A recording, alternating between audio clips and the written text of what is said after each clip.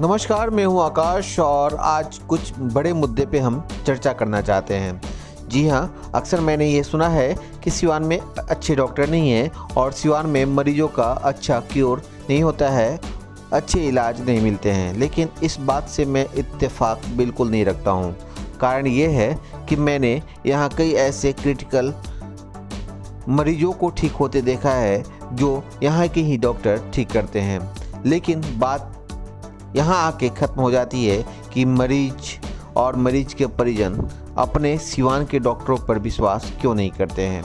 जी हाँ, ये एक अभ्रंश हो गया है कि हम बाहर जाएंगे तो अच्छे डॉक्टरों का इलाज मिलेगा। लेकिन मैं ये कहता हूँ कि अगर यही डॉक्टर बाहर सिवान से बाहर गोरखपुर और पटना जैसे जगहों पर अपना प्रैक्टिस करते हैं तो आप उन्हें अच्छा मानते हैं, और सिवान में प्रैक्टिस करते हैं तो आप उन्हें बुरा मानते हैं या फिर काबिलियत नहीं समझते हैं। वहीं दूसरी तरफ ये भी सोचने पे इंसान मजबूर हो जाता है कि यहाँ आखिर में इलाज डॉक्टर क्यों नहीं कर पाते हैं। तो इसके पीछे का जो बड़ा मुद्दा है वो ये है कि डॉक्टर और मरीज के बीच कम्युनिकेशन गैप होता है।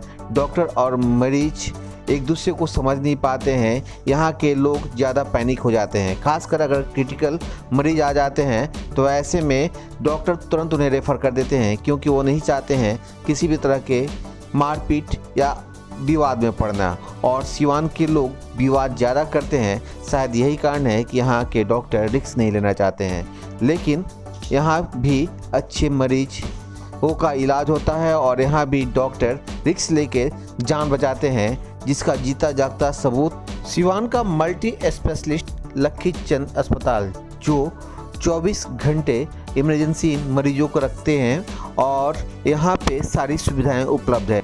सिवान का एकमात्र एक ऐसा हॉस्पिटल है जहाँ आईसीयू की सारी सुविधाएं उपलब्ध हैं। यहाँ क्योर करने के लिए critical care doctor Abhishek Yadav हैं, जो सारी सुविधाएं रखते हैं और वो अपना एक्सपीरियंस हमें शेयर कर रहे हैं। नमस्कार। और देखिए, हम लोग ज़्यादा एडवर्टीजमेंट पे ज़्यादा हम लोग फोकस नहीं रहते हैं। जैसे आप देखते हैं कि लोग हमेशा पैम्पलेट, बैनर, पोस्टर और सब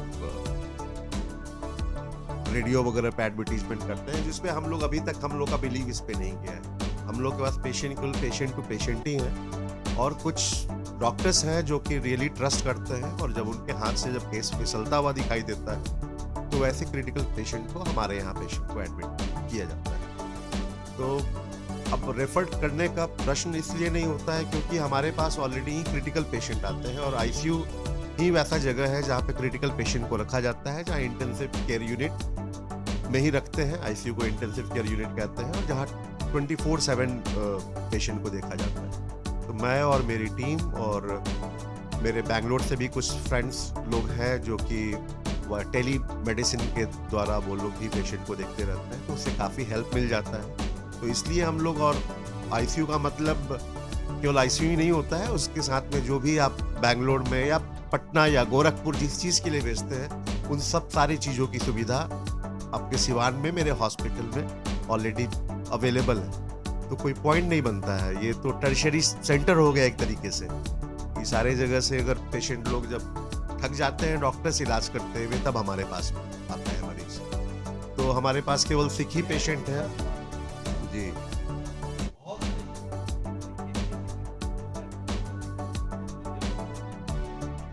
जी बिल्कुल। जी जी रखने का पीछे रीजन का कुछ में कुछ खास बात नहीं है। अब जैसे कि आप बहुत अच्छा सवाल किया आपने। अब जैसे कि एक 70 साल का एक बूढ़ा आदमी है, अब वो पंजाब से रिटर्न हुआ है, उसके चेस्ट राइट साइड के चेस्ट में काफ़ी पेन हो रहा था। तो किसी डॉक्टर साहब के इलाज में था, डॉक्टर साहब ने उसको बता दिया कि उसके छाती में पानी है, इसलिए आप बाहर चले जाइए। अब उनके पास पैसे की व्यवस्था नहीं थी। उसके बाद से वो पेशेंट घर चला गया और घर पे 3-4 दिन रहा, और जब उसकी सांस लेने में तकलीफ ज़्यादा बढ़ गई तब उसके परिजन मरीज को लेकर के हमारे पास आए। तो हमने जब देखा एक्सरे, तो मेरे को ये समझ में आया कि ये पानी नहीं है, ये पस है। तो उसको हम लोगों ने एस्पिरेट किया, उसमें अभी चेस्ट ट्यूब डाला, तो अभी तक 2000 ml 2 लीटर के आसपास से पस ड्रेन हो चुका है। तो ये बहुत ही छोटा प्रोसीजर है जिसके लिए वो बाहर जाता, जिसके लिए उसको अच्छा खासा 50,000 रुपये तक खर्चा हो जाता, जो कि यहाँ पे 1000, 1500, 2000 रुपये में ही काम हो जा रहा है। तो इसलिए यहाँ पे रखते हैं, हम लोग का काम ही है। जी बिल्कुल। आकाश जी, यहाँ पे आपको मैं सही बात बताऊं कि मरीज का इलाज ज़्यादा परेशानी वाला नहीं होता है। मरीज के जो परिजन होते हैं, जो पेशेंट अटेंडेंट होते हैं, उनको हैंडल करना सबसे ज़्यादा दिक्कत वाला बात होता है। वो ज़्यादा पैनिक में रहते हैं, वो ज़्यादा परेशान करते हैं। तब अब कोई जांच करवाने के लिए बोला तो उसके लिए वो 10 तरीके की बातें करते हैं, या उनके जो परिजन के जो रिलेटिव लोग होते हैं वो लोग समझाते रहते हैं कि ये उधर जाइए, यहाँ जाइए। तो ऐसा होता है कि मरीज एक डॉक्टर से दूसरे डॉक्टर के यहाँ हॉप इन बस करता रहता है, जंप करते रहता है। तो उससे उसके इलाज में काफ़ी ज़्यादा परेशानियाँ हो जाती हैं, पैनिक हो जाते हैं, क्योंकि यहाँ पैनिक वाला जगह है। तो पैनिक होंगे, क्योंकि जब क्रिटिकल पेशेंट रहता है तो लाजमी है कि पेशेंट अटेंडेंट पैनिक होंगे। लेकिन जो धीरज रखते हैं, जो रियली ट्रस्ट करते हैं, और जो रियली में जो जिसने पेशेंस रखा है, उनके पेशेंट ही लोग अच्छे से ठीक होकर करके निकले। पेशेंस रखना पेशेंट के परिजनों का बहुत ही जरूरी है। अब बिल्कुल, अब जो पेशेंट अभी जो वेंटिलेटर पे था वो 4 दिन से था, हम लोग को भी नहीं मालूम था कि वो पेशेंट निकलने वाला है कि नहीं निकलने वाला है। लेकिन पेशेंट के परिजन शुरू से ही मेरा साथ दिए, जिसका हम लोग उसका अच्छा रिजल्ट आया। अब पेशेंट अभी नीचे आईसीयू से बाहर है, हंस रहा है, बोल रहा है। Then we are be happy. तो आकाश जी, मैं बस यही लास्ट में यही बताना चाहूँगा कि कोई भी पेशेंट के जो परिजन हैं, उनको रियली ट्रस्ट करना चाहिए। मैं सिवान वासियों से ये अनुरोध करूँगा कि अगर किसी भी फलाना डॉक्टर के पास जाए तो उन पे पूरी तरीके से 100% उन पे ट्रस्ट रखें।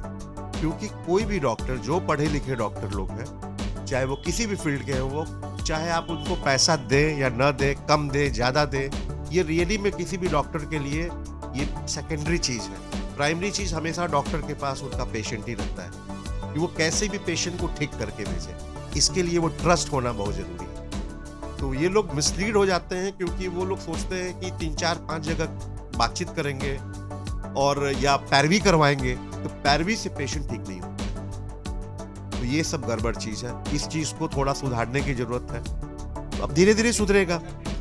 बिल्कुल भी किसी भी डॉक्टर के पास में अच्छा ट्रीटमेंट ही मिल रहा है, क्योंकि कोई भी डॉक्टर अपने हाथों से अपना मरीज नहीं खराब कर सकता है, वो चाह ही नहीं सकता है कभी भी।